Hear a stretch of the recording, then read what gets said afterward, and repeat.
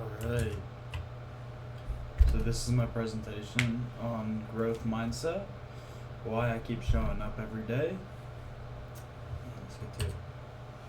So if I can teach you one thing, it would be that your ability is not fixed, it is built through effort, strategy, and how you respond to situations when they typically don't go your way. So we're going to go over three things: what growth mindset says, the research, and my argument. So we're going to go over the knowledge, learning, the teacher, learner, and peer roles. And we have two outside sources, and my argument, which is going to be a personal experience with dive practice. So, is ability fixed or built? So this is getting into fixed mindset and growth mindset and the differences between the two. So fixed mindset is that intelligence and the talent you were given at birth is innate and you can't change it. Success is proof of your talent you already have. And effort is a sign that you're not naturally good at something, even though putting in the effort means you're trying to grow. And setbacks feel like a verdict on who you are, so it directly impacts how you feel about yourself. But with a growth mindset, it's the ability to develop, it's ability that develops through effort, strategy, and feedback. So say you're having a rough day, you can look at what went right and how you learn from that. And success is a result that you can process and repeat over and over again. Effort is the mechanism that builds new ability. So through effort, you can achieve your goals. And setbacks are information. So instead of having a setback and that's the end all be all, the setback, you learn from that and you grow from it as well. So the role of learning is a process of building ability, not just proof that you already have it. So there's 4 steps. Number 1 is a struggle. A hard moment doesn't mean it's failure, and that's where the growth starts. So in the gym, it's those last 2 to 4 reps when you hit failure that actually grow the muscle and help you build that muscle up. So without failure, there's no way you can grow. Same thing with a growth mindset. Without failing, you can't grow from it. Number 2 is strategy. Effort only pays off when it's paired with a plan or an adjustment. So you can try as hard as you want, but if you don't fix the things you're doing wrong, you're not going to grow from it at all. So with this, you use your effort and you use it smartly, not just going off and trying your best, which is good, but you also need a plan and adjust what you're doing wrong. Number 3 is feedback. Setbacks are read as data and like what you should do differently the next time you do whatever you're doing. So with this one, it's just like you get set back, you learn what made you kind of stumble at the point you were at and how to not make that happen again, and you keep going. And number 4 is the process. It's the ability compounds over repeating cycles of trying, adjusting, and improving. So it's all these combined, the struggle, the strategy, the feedback. You struggle, everyone's gonna have to struggle. You fail, you learn from it, you know how to learn from it, what to do, and that's the process. And if you follow these 3 steps, you're gonna be golden. You're gonna achieve what you want to achieve. So the role of the teacher: praise the strategy, not the trait. There's a big difference between you tried a different approach and you're so smart. Because when you say you're so smart, they kind of psychologically just think like, oh, I'm smart, maybe I don't have to try it. Like, but when you say you tried a different approach, that kind of rewards them for trying something else, growing and attempting to grow on something that maybe have like a fixed strategy to it. Normalize productive struggle. So, same example with the gym. I'm an avid gym goer. There's not a single set where I don't hit my failure, absolute failure. I can't do one more rep, even if I tried as hard as I could. So, I'm normalizing productive struggle. I'm struggling for a purpose, and I get rewarded for it down the line after some time. Model process over outcome. So this is just saying, the process of getting to a point is more rewarding than the outcome, good or bad.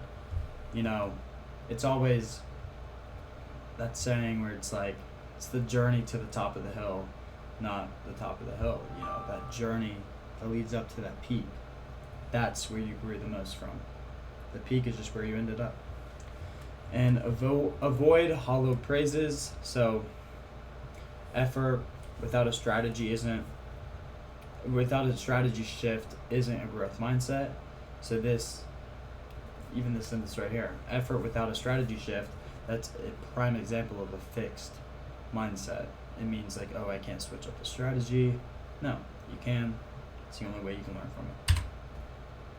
So with learner and peers, choose how to interpret a setback as a verdict or as information. So you, the learner, you can see like, oh, I hit this failure, right?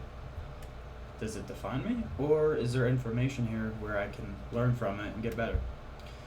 Keeps engaging with the process even on a rough day. That is kind of the prime idea of a growth mindset, is you keep doing what you're doing no matter what.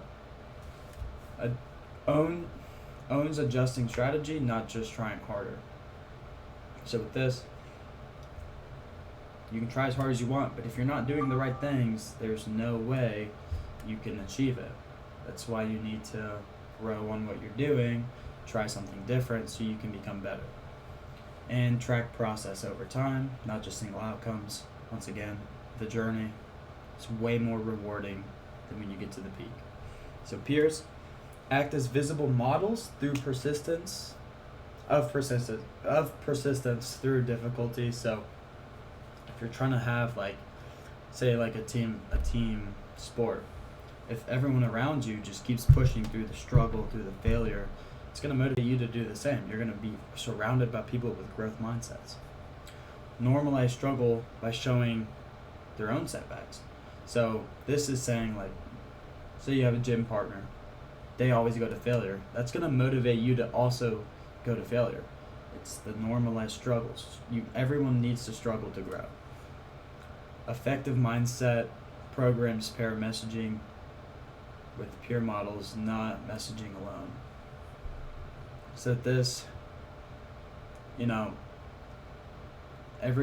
to have that sense of brotherhood and the struggle.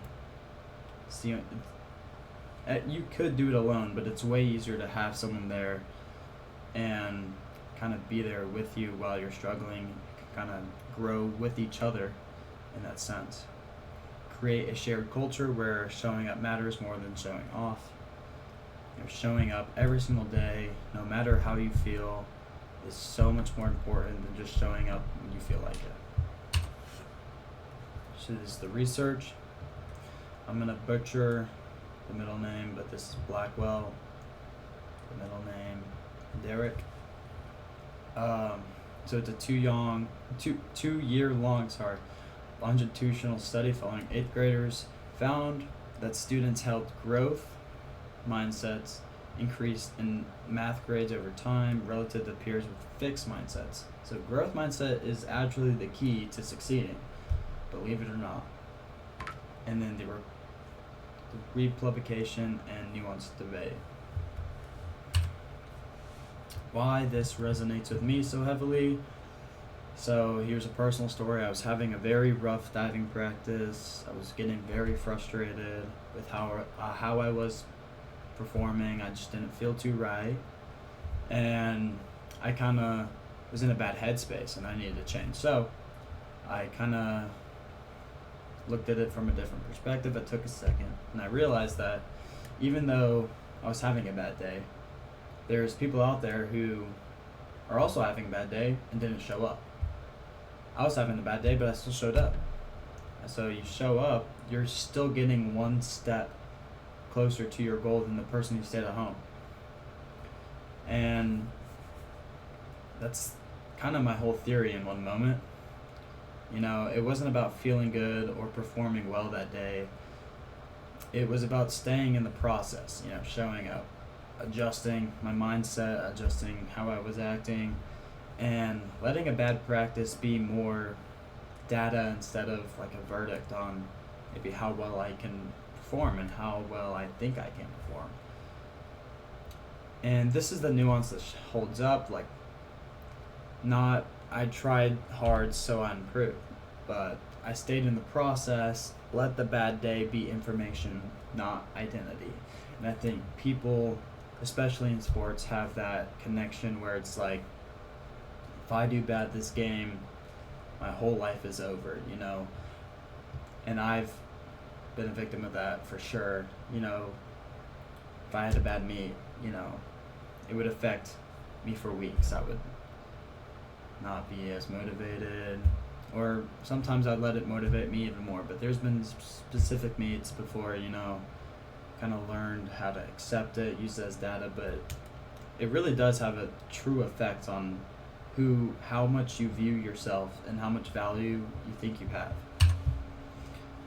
So one thing to take with you guys, a bad day is data. Learn from your struggles.